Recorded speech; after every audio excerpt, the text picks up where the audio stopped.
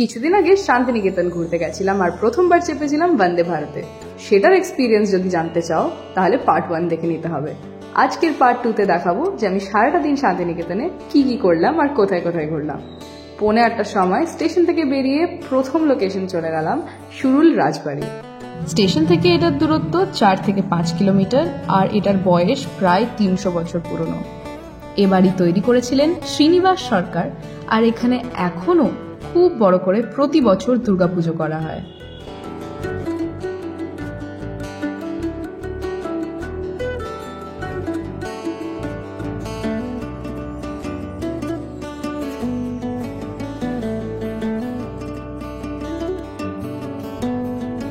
এই রাজবাড়ির পাশে আছে ছোট বাড়ি, যেখানেও একটি ঠাকুর দালান আছে এবং ওখানেও পুজো হয়। স্টেশনের বাইরে যে টোটোওয়ালার সাথে কথা বলেছিলাম উনি আমাদেরকে সবটা ঘুরিয়ে দেবেন বলেছিলেন। আর নেক্সট চলে গেছিলাম সোনাঝুরি ফরেস্ট। এই সোনাঝুরির জঙ্গলের পাশেই কিন্তু সোনাঝুরির হাট বসে। আর এই জঙ্গলের স্পেশালিটি বিশেষ কিছু না, কিন্তু অনেক বাংলা সিরিয়ালের শুটিং এখানেই হয়েছে, তাই জন্য টোটো থেকে নেমে একটু হেঁটে ঘুরে দেখে নিলাম। ভাগ্যের জোরে সেদিনকে ওয়েদারটাও ভালো ছিল, তাই রোদে পুড়তে হয়নি। আর দেখতে দেখতেই চলে গেলাম সোনাঝুরির হাট। আগে কিন্তু এই হাট শুধু শনিবারেই বসতো, তাই শনিবার করেই গেছিলাম, কিন্তু ওখানে গিয়ে জানতে পারলাম যে এরকম কিন্তু রোজই বসে।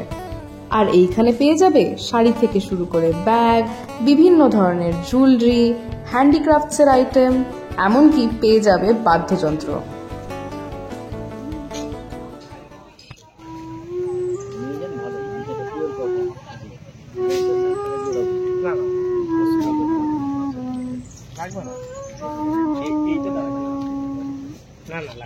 আমি যাওয়ার আগে খোঁজ নিয়ে গেছিলাম যে এইরকম ট্রাইবাল ডান্স সোনাঝুরির হাটে কিছুটা দূরত্বতে হতেই থাকে, আর মনে মনে ঠিক করে গেছিলাম যে একবার ওদের সাথে কিন্তু পার্টিসিপেট করতেই হবে। অ্যান্ড ঠিক যেই খুঁজে পেয়েছি সেই আমি গিয়ে ঢুকে গেছি ওদের মাঝখানে।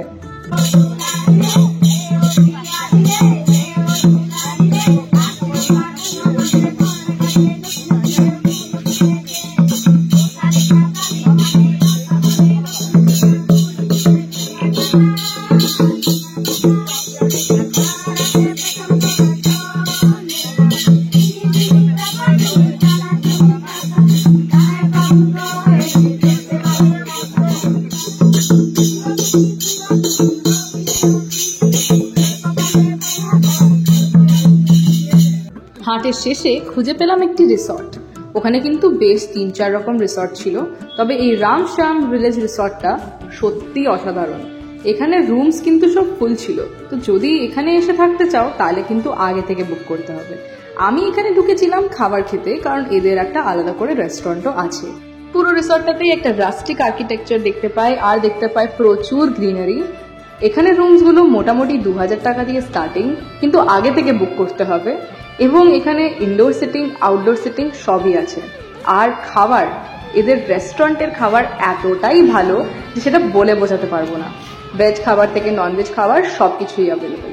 আমি নিয়েছিলাম 190 রুপিসের ভেজ থালি, যেটা কি একটা আনলিমিটেড থালি, তুমি যতবার যা ইচ্ছে চাইবে সেটাই পাবে। থালিতে ছিল ভাত, ডাল, ঘি, শুক্তো, আলু পোস্ত, আলু ভাজা, শাক ভাজা, চাটনি, পাঁপড়, স্যালাড, আর লাস্টে ওরা দিয়েছিল পায়েস। পায়েস বা মিষ্টির মধ্যে চেঞ্জ হতে থাকে ওদের যেদিন যেটা অ্যাভেলেবল। আর খাবারটা এতটাই দারুণ ছিল যে আমি বোধহয় 3বার রিফিল করে খেয়েছি। রিসর্টের লিঙ্কটা দিয়ে রাখলাম ডিসক্রিপশন বক্সে। আর নিয়ে চলে যাচ্ছি next stop, Visva Bharati museum. Visva Bharati ইউনিভার্সিটিতে আর ঢুকতে পাওয়া যায় না, 2020 প্যান্ডেমিকের পর it is only open for students, কিন্তু মিউজিয়ামটা আমরা সবাই দেখতে পারি। আর সেটার প্রাইস হচ্ছে 70 রুপিস, আর যদি স্টুডেন্ট আইডি কার্ড থাকে তাহলে মাত্র 10 টাকা।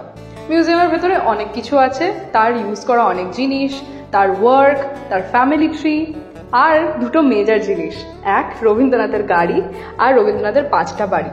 অবশ্য 5টা বাড়ি দূর থেকেই দেখতে হয়, কারণ ওখানে একটা বাউন্ডারি লাইন করা আছে আর সেই বাউন্ডারি পেরিয়ে আমরা যেতে পারি না। সেই 5টা বাড়ির নাম হলো কোনারক, উদ্যায়ন, শ্যামলী, পুনশ্চা আর উদিচি। প্রত্যেকটা বাড়ির নামের কিন্তু নিজস্ব মানে আছে।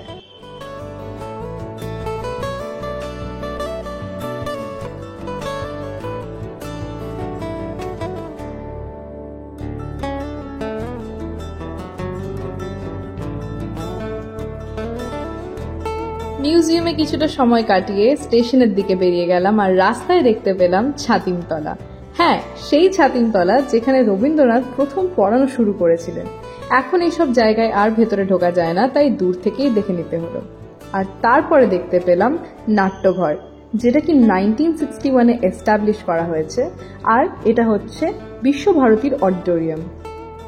শান্তিনিকেতনে কিন্তু এছাড়াও ঘোরার জন্য প্রচুর জায়গা আছে। 5টা ট্রেন ধরার কথা ছিল, কিন্তু 1:30-এর ট্রেন ধরবো বলে ছুটলাম স্টেশনের দিকে। এবার টোটোওয়ালাকে কত দিয়েছি সেটা বলে দিই।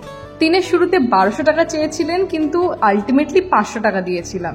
তো ঠিকঠাকভাবে দরদাম করতে পারলে কিন্তু অনেক সস্তাতেই সারাটা দিন পেরিয়ে যাবে। তাহলে next one day outing Santiniketan হয়ে যাক। Thank you so much for watching. See you guys next time.